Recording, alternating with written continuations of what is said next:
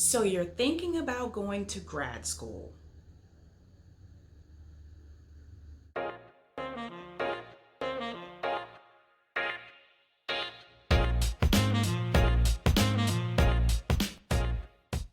What's going on YouTube? It's Sabby Sabs and I am back with another video.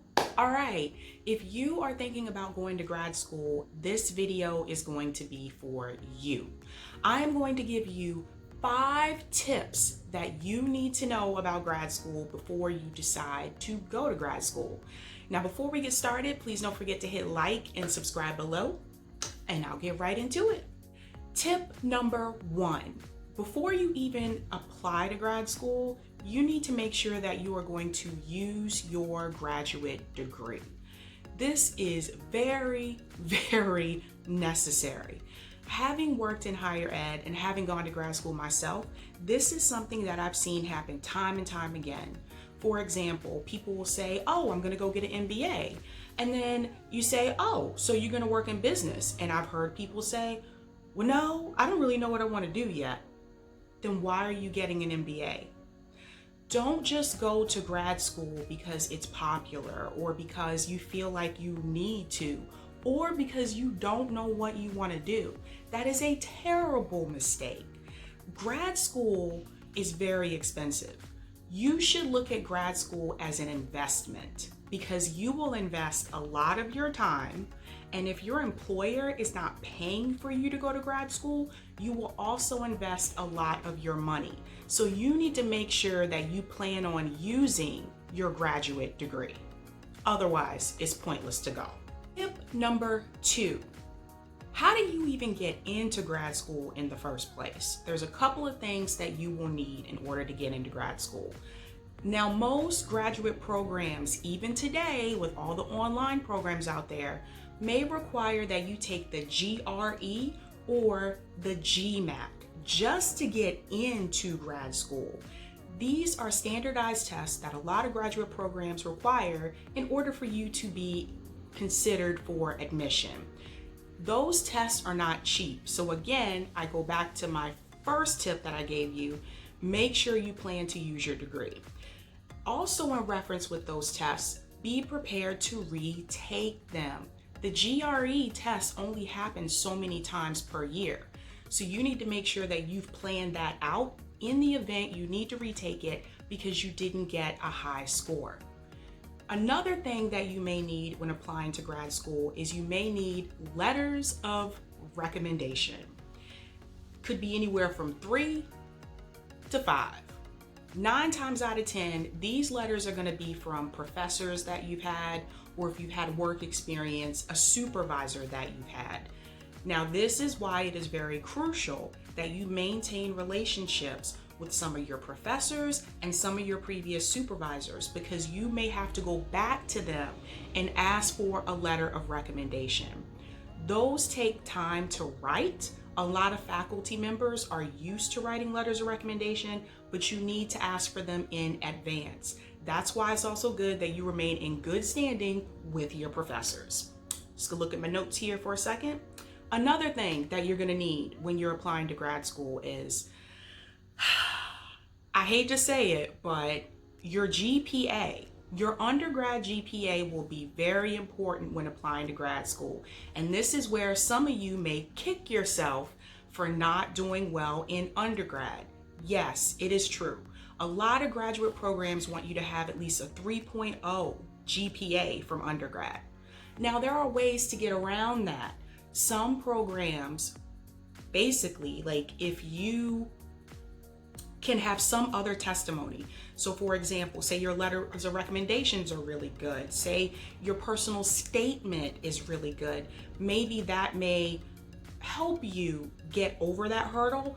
But for a lot of grad programs, they are really gonna look hard at your undergrad GPA. If you have a lower undergrad GPA, how can you fix that? You can take some courses on the side to help get that GPA back up. But I am going to go ahead and warn you, it is harder to increase a low GPA than it is to decrease a high GPA. So this is why it's very important that you do well in undergrad. You may not be thinking about going to grad school right now, but later on down the line, after you started working, you may decide, you know what, I do want to go to grad school after all. So your GPA will be important. One more thing that may be required for some graduate programs is they want to see that you've had some type of work experience.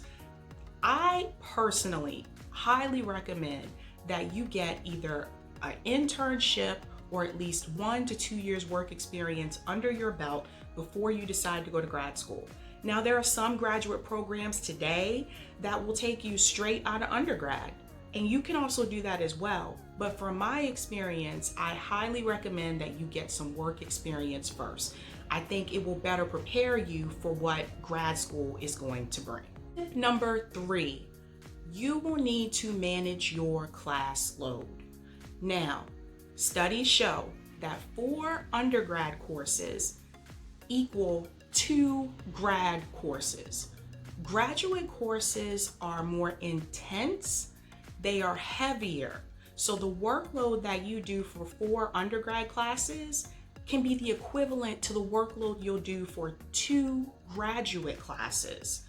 From my experience being in grad school, my program was very heavy. It was writing intensive. I had to write a lot of papers, long papers, 20 pages, 4 pages, 40 pages, 50 pages. Tests are harder in grad school. It is a different level than what you will be used to in undergrad. So how do you manage your class load? Number 1, you don't take too many classes at once.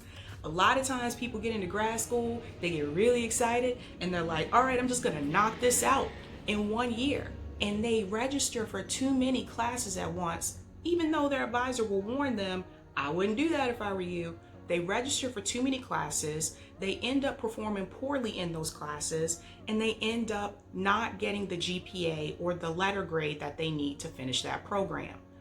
I highly recommend taking 2 graduate courses at one time if you are part-time in grad school and you're working full-time. If you are in grad school full-time, that's different. Sorry, had to pause there. They're doing construction outside of my apartment and it's really loud, so. Anyway, if you are in grad school for full-time, what you may not be able to do is you may not have a choice to decide how many classes you take, because you might be a part of a cohort, and that means that your class schedule is pretty much set for you, where you may have to take 4 classes at one time. So how do you manage that? You may have to be willing, sorry, can't talk today, to give up your weekends.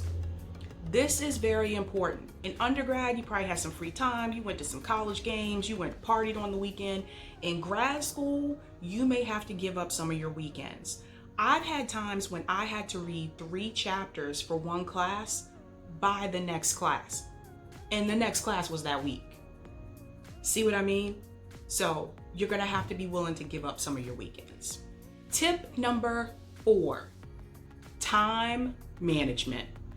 The easiest way to not do well and to not succeed in grad school is that you simply don't know how to manage your time. I've seen it time and time again, having been a grad student and having been on the administrative side working with grad students. Grad students are usually a little bit older. We have other responsibilities. You may have to pay rent for the first time. You may have a family. You might be married or planning a wedding. You may have kids.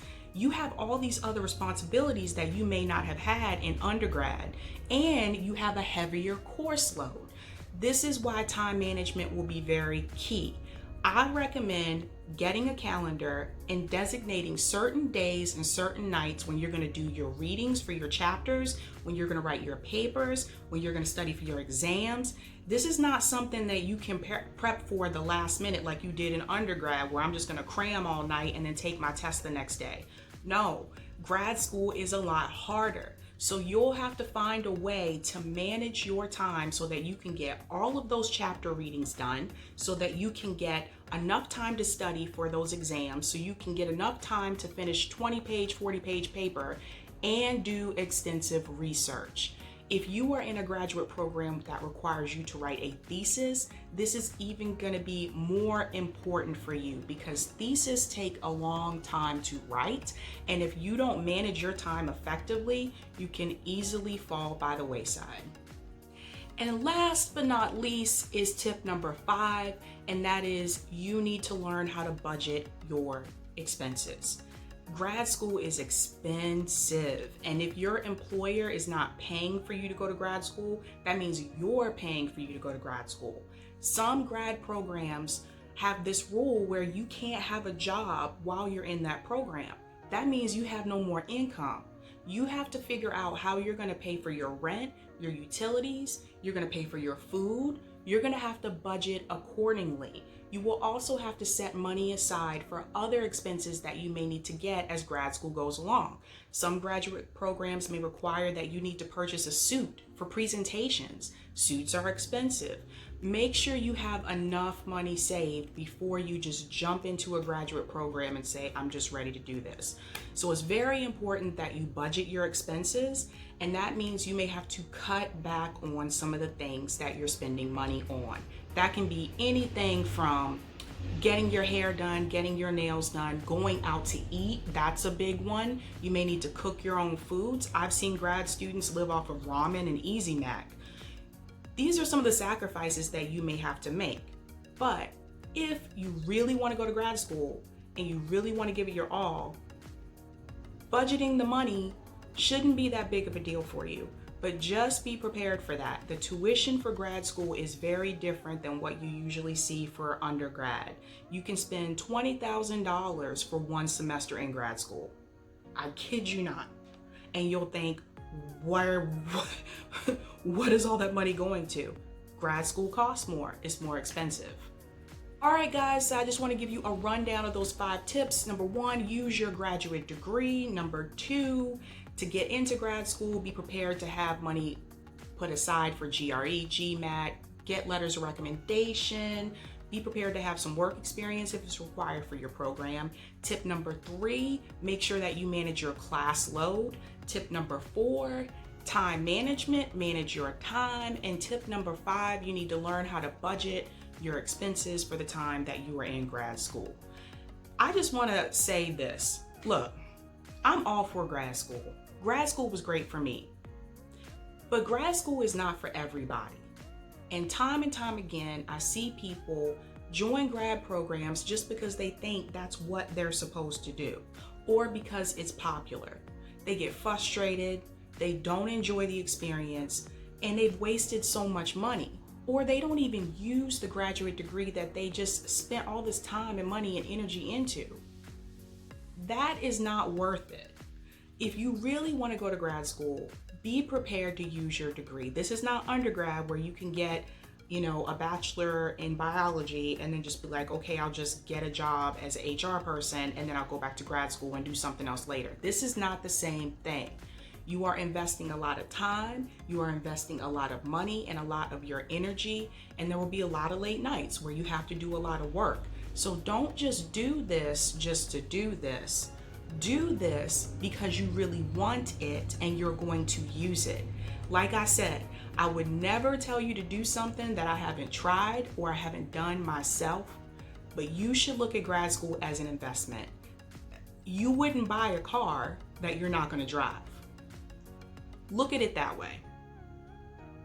All right, guys, that's all I have for you today. I hope this was very helpful for you. I kind of had to talk a little fast here because, like I said, they have construction going on outside my building, but I hope this was very helpful for you. See you next time. I'll be back later on with more videos.